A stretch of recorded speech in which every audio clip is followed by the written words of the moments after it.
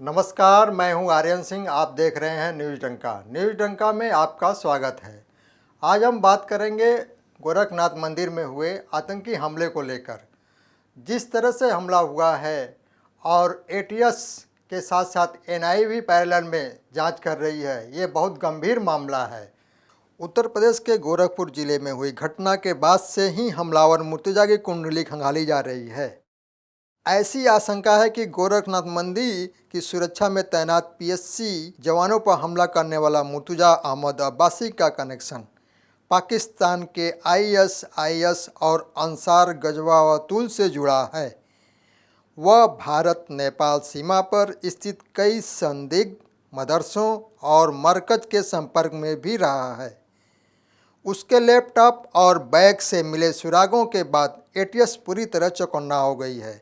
अब एटीएस उसे लेकर सिद्धार्थनगर और महाराजगंज गई है, क्योंकि हमले से पहले वह 2 दिनों तक सिद्धार्थनगर के वासी में रुका था। यहीं से उसने बांका भी खरीदा था, जिससे उसने जवानों पर हमला किया था। इतना ही नहीं, इस मामले की जांच के क्रम में एटीएस की अलग अलग टीमों ने गोरखपुर के साथ ही कुशीनगर, महाराजगंज और सिद्धार्थनगर में भी छापामारी शुरू कर दी है।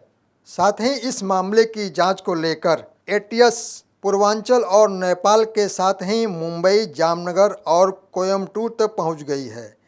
एटीएस के साथ ही इस मामले को गंभीरता से लेते हुए एनआईए ने भी अपनी जांच शुरू कर दी है। हमलावर मुर्तजा के लैपटॉप से अब तक टीम को गोरखनाथ मंदिर के नक्शे के अलावा देश विरोधी वीडियो, कट्टरपंथी जाकिर नाइक के वीडियो के अलावा मजहबी साहित्य और उसके मोबाइल फ़ोन से आतंकी कनेक्शन होने के सबूत हाथ लगे हैं। एटीएस सूत्रों के मुताबिक मुर्तजा का कनेक्शन आईएसआईएस और अंसार गजवातुल जैसे आतंकी संगठनों से जुड़े होने की बात सामने आई है। एटीएस की एक टीम मुर्तजा की तलाकशुदा पत्नी और उसके परिजनों से पूछताछ के लिए गाजीपुर गई हुई है। इसमें तलाक की वजह, मुर्तजा के तौर तरीकों के बारे में भी टीम जानकारी जुटा रही है।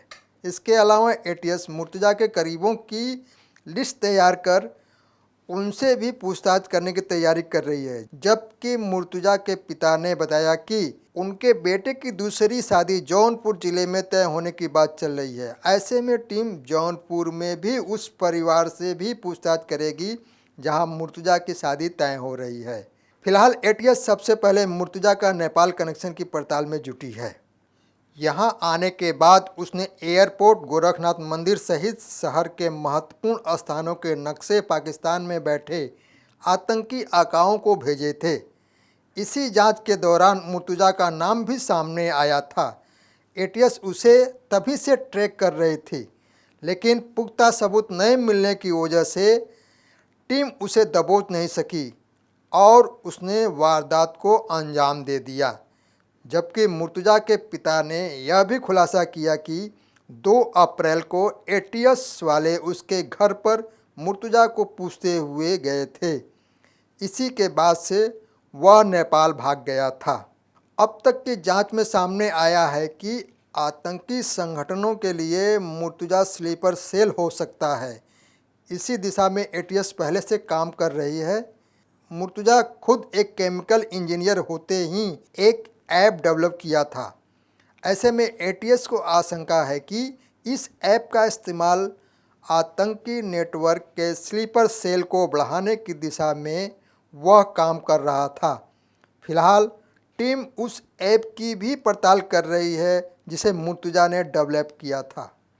फिलहाल एटीएस मुर्तजा के नेपाल कनेक्शन की पड़ताल कर रही है।